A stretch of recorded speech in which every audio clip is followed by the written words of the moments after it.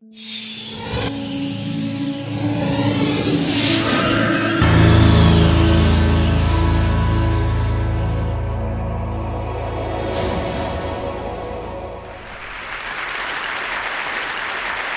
today I want us to reflect on the demise of guys.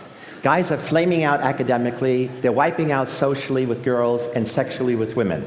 Other than that, there's not much of a problem. So what's the data? So the data on dropping out is amazing. Boys are 30% more likely than girls to drop out of school. In Canada, 5 boys drop out for every 3 girls. Girls outperform boys now at every level, from elementary school to graduate school. There's a 10% differential between getting BAs and all graduate programs, with guys falling behind girls. 2/3 of all students in special ed, remedial programs, are guys. And as you all know, boys are 5 times more likely than girls to be labeled as having attention deficit disorder, and therefore we drug them with Ritalin. What's the evidence of wiping out? First, it's a new fear of intimacy. Intimacy means physical, emotional connection with somebody else, and especially with somebody of the opposite sex who gives off ambiguous, contradictory, phosphorescent signals. And every year there's research done on self-reported shyness among college students, and we're seeing a steady increase among males, and it's 2 kinds. It's a social awkwardness. The old shyness was a fear of rejection. It's a social awkwardness, like you're a stranger in a foreign land. They don't know what to say, they don't know what to do, especially one-on-one opposite sex. They don't know the language of face contact, the nonverbal and verbal set of rules that enable you to comfortably talk to somebody else, listen to somebody else. There's something I'm developing a theory called social intensity syndrome, which tries to account for why guys really prefer male bonding over female mating.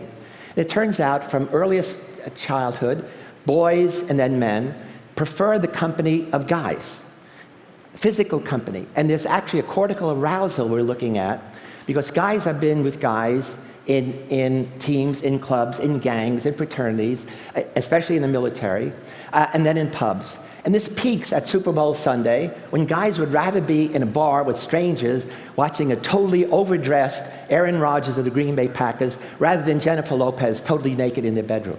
The problem is they now prefer asynchronistic internet world to the spontaneous interaction in social relationships. What are the causes?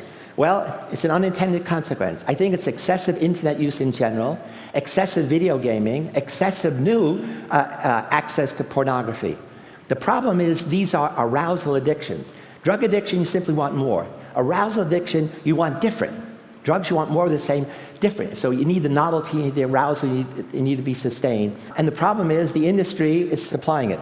Jane McGonigal told us last year that by the time a boy is 21, he's played 10,000 hours of video games, most of that in isolation. As you remember, Cindy Gallup said boys don't know the difference between making love, men between making love and doing porn. The average boy now watches 50 porn video clips a week. And there's some guy watching 100, obviously. And the porn industry is the fastest growing industry in America, 15 billion annually. For every 400 movies made in Hollywood, there are 11,000 now made porn videos. So the effects very quickly is, it's a new kind of arousal. Boys' brains are being digitally rewired in a totally new way for change, novelty, excitement, and constant arousal. That means they're totally out of sync in traditional classes, which are analog, static, and interactively passive. They're also totally out of sync in romantic relationships, which build gradually and subtly. So what's the solution? It's not my job. I'm here to alarm. It's your job to calm. But who should care? The only people who should care about this is parents of boys and girls, educators, gamers, filmmakers, and women who would like a real man who they can talk to, who can dance, who can make love slowly, and contribute to the evolutionary pressures to keep our species above banana slugs. No offense to banana slug owners. Thank you.